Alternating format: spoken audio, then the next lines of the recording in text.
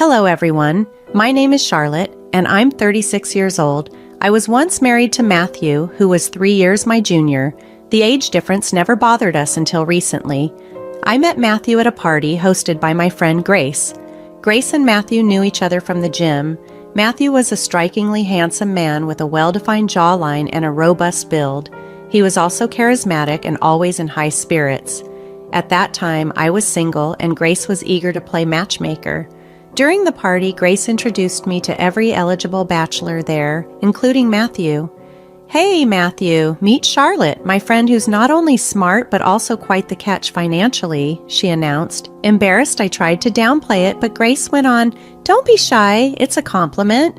I managed a smile and thanked Grace, hinting that she could have also mentioned my other qualities. Grace quickly agreed, saying, "Absolutely, she's not just beautiful but also incredibly intelligent.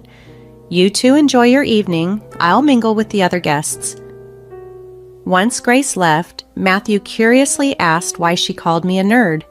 I explained, "I'm a graphic designer and work for a software company. My job keeps me busy, which means I rarely have time to socialize, earning me the nerd label among friends." Matthew was impressed. "That's fascinating, and I guess that's why they refer to you as the millionaire nerd." We both laughed, and that evening was spent in enjoyable conversation, deepening our connection. As our relationship progressed, Matthew and I began spending more time together, enjoying dinners and coffees after he'd pick me up from work. He was working as an assistant at a local firm. A few months into dating, Matthew proposed. Although I loved him, I hesitated, worried about the brevity of our relationship and our age difference. "Matthew, are you sure about this? We've only been together a short time, and besides, you're 3 years younger. Are you serious about us?" I asked, hoping for reassurance. "Oh, come on, Charlotte. Are you still hung up on that old-fashioned idea that the husband should be older than the wife?" Matthew questioned with a light-hearted tone, trying to ease my concerns. "It's not really about that for me," I responded, slightly defensive. "I was just wondering if it bothered you in any way." "Chill, Charlotte. You're a modern woman. These kinds of old notions shouldn't trouble you," Matthew reassured me, his voice full of encouragement. Gradually, Matthew convinced me that our future as a married couple looked promising. I agreed, and we soon met each other's families to share our decision. While my father, Peter, didn't voice any concerns and seemed genuinely happy about the wedding, my mother pulled me aside to have a private conversation.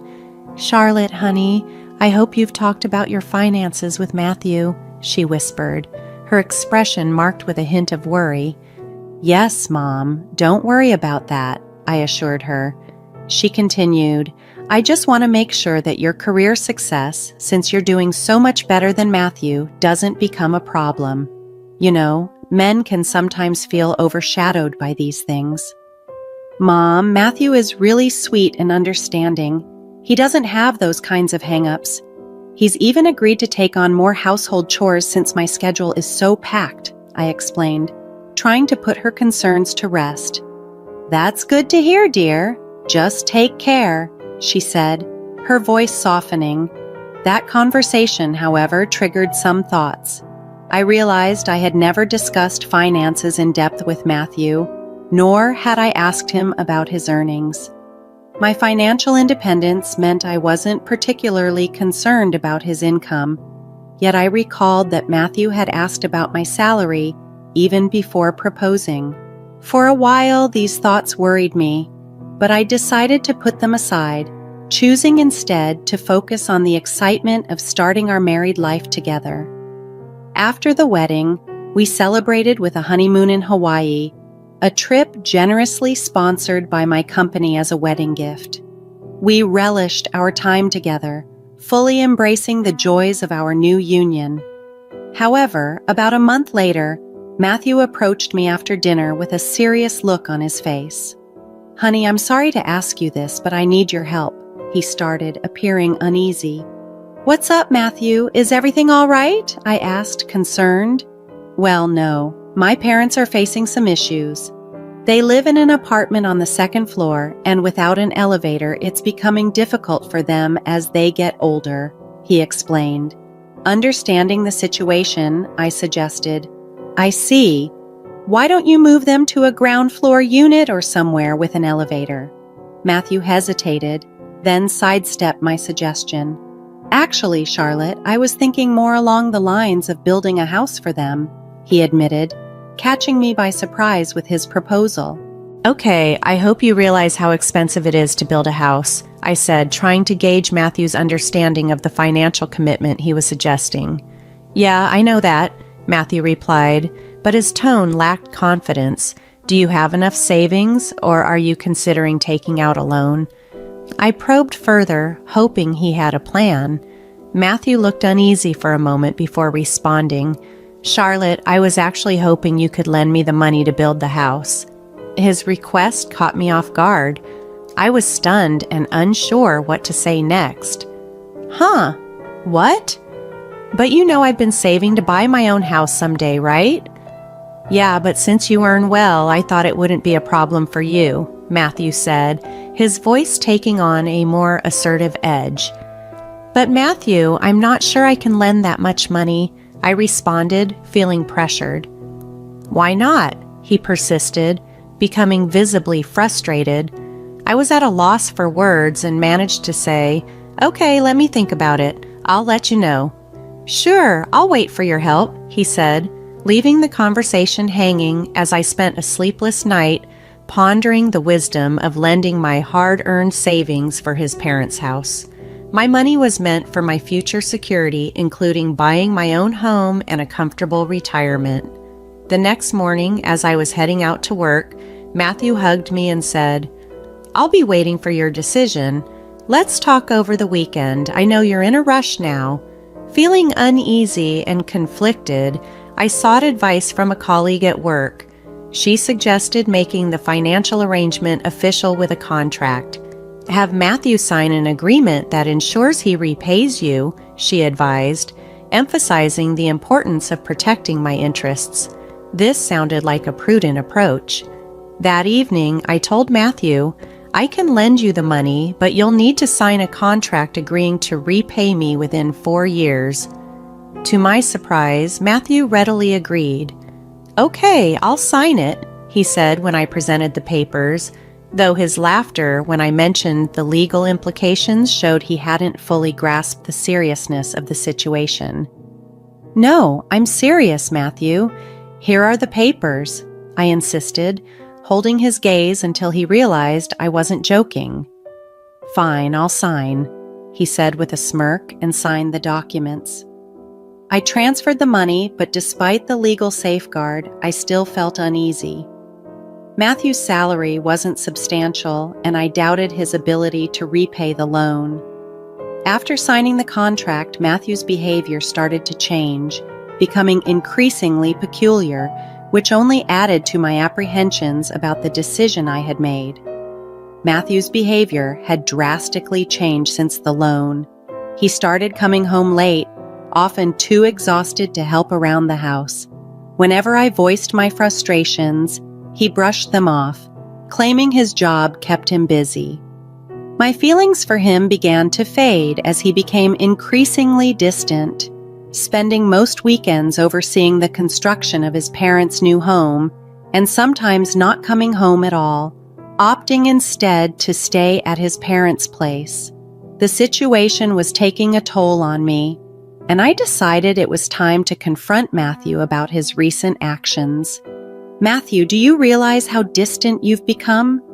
It feels like you're taking advantage of living here without contributing anything. His response was dismissive and sharp. What do you mean? How dare you accuse me like that? You knew my financial situation when we married. You chose this. I was stunned by his audacity. Excuse me?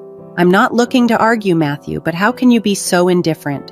I'm even more upset about this housewarming party at your parents' new place tomorrow. A party for the house I funded, which you never even told me was finished. Matthew seemed to almost scoff at my reaction. Oh, my bad. I must have forgotten.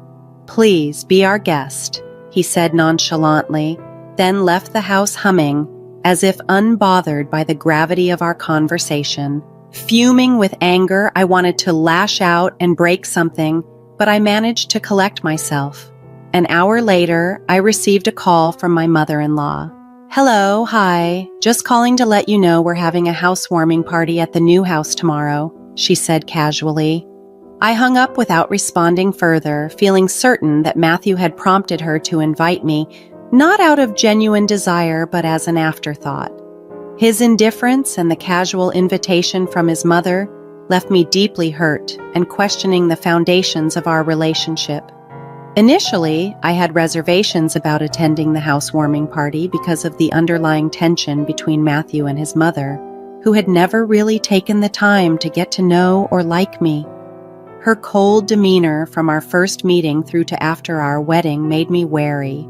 Despite this, I was concerned that if I skipped the event, Matthew and his mother might use it as an opportunity to criticize me further, perhaps suggesting I was envious of their new home.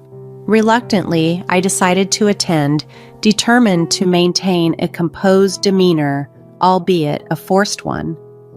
As I arrived at the newly built house, I noticed the entrance was adorned with beautiful floral decorations. Matthew and his mother were welcoming guests warmly. My mother-in-law's reaction upon seeing me was less than enthusiastic. "Oh, you came. I thought you wouldn't bother," she remarked with a hint of surprise. "Why would you think that?" Matthew chimed in before ushering me inside. Inside, I was greeted more warmly by my father-in-law, who was sitting alone.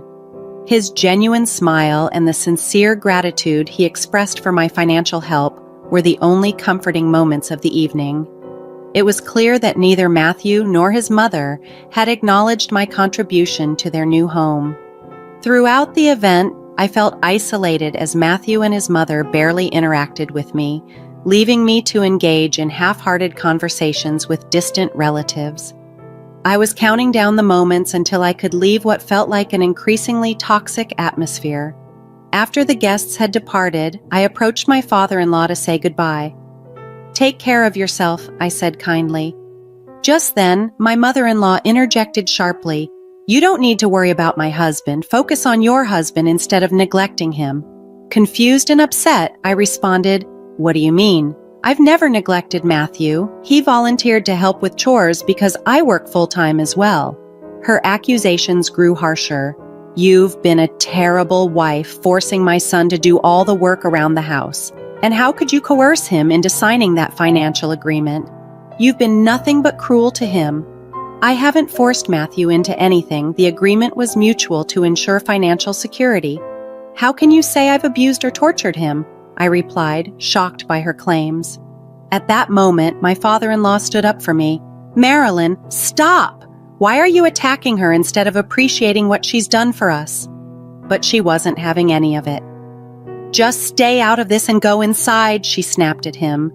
The situation was incredibly painful, and it was clear that no amount of reasoning would change her view of me.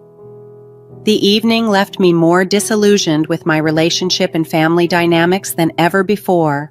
I was completely taken aback by Marilyn's rude behavior towards Alan, and then her harsh words turned towards me. "You should be grateful my son even married you. Who else would marry someone old and unattractive like you?" she sneered. Her words stung, and I lost my temper. "How can you speak to me like this?" I retorted, my voice rising with my frustration. Matthew quickly intervened, scolding me. "Charlotte, watch your language. How dare you raise your voice at my mother?" "Didn't you hear how she just insulted me?" I replied, bewildered by his lack of support. Matthew dismissed me with a roll of his eyes. "I can't deal with your tantrums anymore." "My tantrums? Do you see how both you and your mother are treating me?" I exclaimed. "I can't stand to be around this negativity any longer. I don't want any part of this in my new dream home. Just get out." Matthew's response was cold and cutting. "What? Yes, I don't want to live with someone as despicable as you. You've been living off my income and now you call me trash? You're pathetic, Charlotte. Let's be clear. You married me because you thought you couldn't land someone as handsome as me given your age and looks. even though I wasn't earning much. So, you have no right to complain about money now. I felt a surge of anger and betrayal. I can't stay with someone so shallow.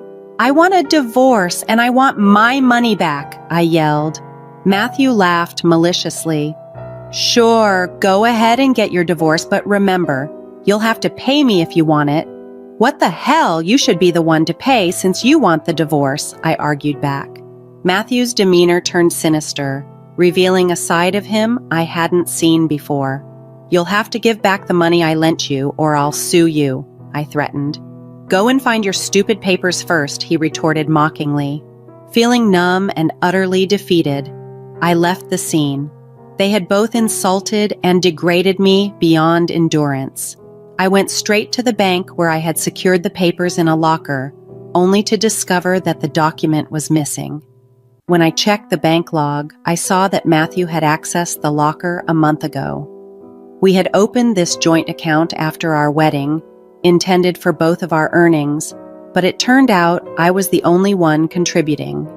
This revelation only added to my shock and sense of betrayal. After the unsettling discoveries, I checked my wardrobe where I'd also kept a copy of the loan agreement. It too was missing.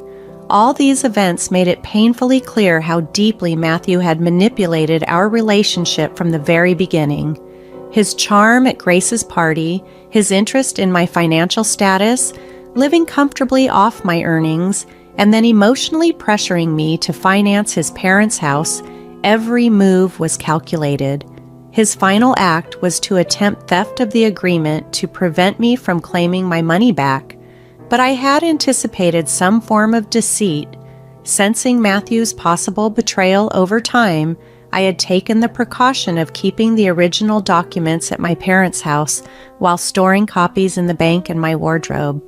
Despite the emotional turmoil and the insults I endured, I was relieved I had trusted my instincts to get the agreement signed and keep it secure from Matthew. I immediately called my mom and explained everything. She was furious upon hearing how I had been treated and suggested suing Matthew and his mother for their actions. During our conversation, she confessed she had always harbored doubts about Matthew's intentions. Did you know about Matthew's motives? I asked her. No, not precisely, but I sensed his eagerness wasn't genuine. He rushed into the marriage so quickly, she replied. You're right, Mom. I should have been more cautious. When I came home once, you asked if we had discussed our finances, and I lied, saying we had. I never really did. Nor did I inquire about his earnings because I wasn't concerned about his money. Take this as a lesson, dear. Don't trust someone so readily, she advised me. With a heavy heart but a clear mind, I hired a lawyer and prepared the divorce papers.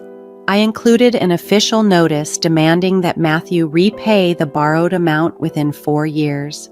If he failed to comply, the court would be authorized to sell his property to reimburse me. Matthew and his mother were caught off guard when they received the divorce papers and the repayment notice. Suddenly, they were the ones feeling desperate, trying to reach out to me, but I was resolved to see through my decision and protect myself from further deceit. I ignored all their attempts to contact me, blocking their numbers. Matthew even tried reaching out to my parents, but they dismissed his calls as well. He left a voicemail on my office phone, apologizing and professing his love, claiming he was misled by his mother's influence and expressing hope for reconciliation. However, Matthew's history of manipulating my emotions for his schemes had taught me to be wary. I deleted the voicemail and ensured his number remained blocked. Matthew's lawyer later sent a message pleading for me to forgive at least 60% of the debt, citing Matthew's inability to meet the repayment terms due to his low salary. I dismissed this request outright.